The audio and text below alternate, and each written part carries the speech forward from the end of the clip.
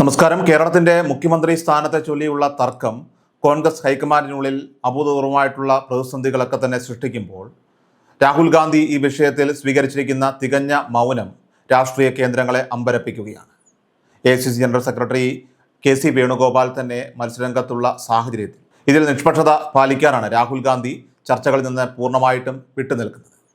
എന്നാൽ ഈ നിശബ്ദതയ്ക്ക് പിന്നിൽ വളരെ കൃത്യമായിട്ടുള്ള രാഷ്ട്രീയ കണക്കുകൂട്ടലുകൾ ഉണ്ട് എന്നത് വ്യക്തമാണ്. കാരണം കേരളത്തിലെ ഗ്രൂപ്പ് പോരുകൾ പരിഹരിക്കാനായിട്ട് സോണിയാഗാന്ധിയുടെ നേരിട്ടുള്ള ഇടപെടൽ അത്യാവശ്യമാണെന്ന ബോധ്യത്തിൽ നിന്നാണ് ഇപ്പോൾ അന്തിമ തീരുമാനം എടുക്കാനുള്ള അധികാരം അവർക്ക് കൈമാറ്റപ്പെട്ടിരിക്കുന്നത്. ചർച്ചകൾ ഡൽഹിയിൽ കൊടുമ്പിരി കൊള്ളുമ്പോൾ KC വേണുഗോപാലിനെ തടയാനായിട്ട് സംസ്ഥാനത്തെ പഴയകാല ഗ്രൂപ്പ് വൈരങ്ങളൊക്കെ തന്നെ മറന്ന് പ്രമുഖ നേതാക്കൾ കൈകോർക്കുന്നത് കേരള കോൺഗ്രസ് രാഷ്ട്രീയത്തിൽ പുതിയൊരു ധ്രുവീകരണത്തിന് വഴിതെളിച്ചിരിക്കുകയാണ്. രമേശ് ചെന്നിത്തലയുടെ ദീർഘകാലത്തെ പ്രവർത്തന പരിചയവും VD സതീശൻ്റെ നിയമസഭയിലെ ആവേശകരമായിട്ടുള്ള പ്രകടനങ്ങളുമൊക്കെ തന്നെ സംയോജിപ്പിച്ചുകൊണ്ട് ഒരു മധ്യവർത്തി ഫോർമുല അവതരിപ്പിക്കാനാണ് സോണിയാഗാന്ധി ഇപ്പോൾ പരിശ്രമിക്കുന്നത്. മുഖ്യമന്ത്രി പദത്തിലേക്ക് സതീശൻ്റെ പേര് ഉയർന്നു കേട്ടിരുന്നെങ്കിലും നിലവിലെ രാഷ്ട്രീയ സാഹചര്യത്തിൽ അദ്ദേഹത്തിന് സാധ്യതകൾ മങ്ങുന്നുവെന്ന വാർത്തകൾ സജീവമായതോടെയാണ് സതീശൻ ക്യാമ്പിൽ പുനർചിന്തനം ഇപ്പോൾ ഉണ്ടായിരിക്കുന്നത്. ചെന്നിത്തലയുടെ നേതൃത്വത്തെ അംഗീകരിച്ചുകൊണ്ട് ഉപമുഖ്യമന്ത്രി പദം സ്വീകരിക്കുക എന്ന ധാരണയിലേക്ക് സതീശൻ പക്ഷം നീങ്ങുന്നത് തീർച്ചയായിട്ടും KC വേണുഗോപാലിൻ്റെ കാര്യത്തിനെ പ്രതിരോധത്തിലാക്കാനാണെന്ന് വിലയിരുത്തപ്പെടുന്നു. സതീശനെ പുറത്തു നിർത്തുന്നതിനേക്കാൾ നല്ലത് ചെന്നിത്തലയ്ക്ക് കീഴിൽ അധികാരം പങ്കിടുക എന്ന തന്ത്രപരമായിട്ടുള്ള തീരുമാനത്തിലേക്കാണ് സതീശനെ അനുകൂലിക്കുന്നവർ പോലും ഇപ്പോൾ എത്തിച്ചേർന്നിരിക്കുന്നത്. ഇതാകട്ടെ ഹൈക്കമാൻഡിന് മുന്നിലുള്ള സമ്മർദ്ദം വർദ്ധിപ്പിക്കുകയും ചെയ്യുന്നു. KC വേണുഗോപാൽ എന്ന കരുത്തനായിട്ടുള്ള നേതാവിനെ ചുറ്റിപ്പറ്റിയാണ് നിലവിൽ എല്ലാ ചർച്ചകളും ഇപ്പോൾ ഉണ്ടായിക്കൊണ്ടിരിക്കുന്നത്. തനിക്ക് 47 MLA-മാരുടെ പിന്തുണയുണ്ടെന്ന വേണുഗോപാൽ പക്ഷത്തിൻ്റെ അവകാശവാദം ചെന്നിത്തല സതീശൻ ക്യാമ്പുകളെ ഒരുപോലെ ഇപ്പോൾ ഞെട്ടിച്ചിട്ടുണ്ട്. തെരഞ്ഞെടുപ്പ് വിജയത്തിന് പിന്നാലെ വേണുഗോപാൽ ഉയർത്തിയ അവകാശവാദങ്ങൾ ഡൽഹിയിലെ രാഷ്ട്രീയ അന്തരീക്ഷത്തെ ചൂടുപിടിപ്പിച്ചു. ഹൈക്കമാൻഡിൻ്റെ പൂർണ്ണ പിന്തുണ തനിക്കാണെന്നും അതിനാൽ തന്നെ ചെന്നിത്തല മത്സരത്തിൽ നിന്ന് മാറി നിൽക്കണമെന്നുമാണ് KC വേണുഗോപാൽ അനുകൂലികളുടെയൊക്കെ തന്നെ കർശനമായ നിലപാട്. ദേശീയ രാഷ്ട്രീയത്തിൽ രാഹുൽ ഗാന്ധിയുടെ വിശ്വസ്തനായിട്ടുള്ള വേണുഗോപാലിനെ മാറ്റി നിർത്തുക എന്നത് തീർച്ചയായിട്ടും സോണിയാഗാന്ധിയെ സംബന്ധിച്ചിടത്തോളം അത്ര എളുപ്പമുള്ള ഒരു കാര്യമല്ല.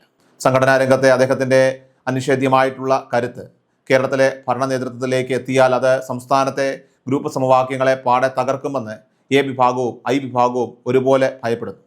മുഖ്യമന്ത്രി സ്ഥാനം ലഭിച്ചില്ലെങ്കിലും ഭരണത്തിൻ്റെ കടിഞ്ഞാൺ തൻ്റെ കൈകളിൽ തന്നെ ഭദ്രമായിരിക്കണമെന്ന് KC വേണുഗോപാൽ ഉറപ്പിച്ചു കഴിഞ്ഞു. ഭാവിയിലെ മന്ത്രിസഭയിൽ ഭൂരിഭാഗവും തൻ്റെ വിശ്വസ്തരെ ഉൾപ്പെടുത്തിക്കൊണ്ട് ഒരു റിമോട്ട് കൺട്രോൾ ഭരണം കാഴ്ചവെക്കാനാണ് KCയുടെ നീക്കം. പുതിയ കോൺഗ്രസ് മന്ത്രിമാരുടെയൊക്കെ തന്നെ പട്ടികയിൽ KC അനുകൂലികൾക്ക് മുൻഗണന നൽകുന്നതിലൂടെ വകുപ്പ് വിഭജനത്തിലും അതോടൊപ്പം തന്നെ നയരൂപീകരണത്തിലുമൊക്കെ തന്നെ തൻ്റെ മേധാവിത്വം ഉറപ്പാക്കാനായിട്ട് അദ്ദേഹം രാഷ്ട്രീയ ചാണക്യതന്ത്രങ്ങൾ മെനയുകയാണ്. ഇതിൻ്റെ ഭാഗമായി വരും ദിവസങ്ങളിൽ വകുപ്പുകളെ ചൊല്ലിയുള്ള തർക്കങ്ങളും കടുക്കാനാണ് സാധ്യത. ഭരണത്തിൻ്റെ എല്ലാ തലങ്ങളിലും തൻ്റെ സ്വാധീനം ഉറപ്പിക്കുക വഴി മുഖ്യമന്ത്രി ആരായാലും തൻ്റെ അനുവാദമില്ലാതെ കാര്യങ്ങൾ മുന്നോട്ട് പോകില്ലെന്ന് ഉറപ്പുവരുത്തുക എന്നതാണ് വേണുഗോപാലിൻ്റെ പ്രധാന ലക്ഷ്യം. UDF-ലെ കരുത്തരായിട്ടുള്ള മുസ്ലിം ലീഗിനെ ഒതുക്കി നിർത്താനായിട്ട് പിന്നീട് നടക്കുന്ന നീക്കങ്ങൾ പോലും മുന്നണിക്കുള്ളിൽ വലിയ പൊട്ടിത്തെറികൾക്ക് കാരണമായിട്ടുണ്ട്.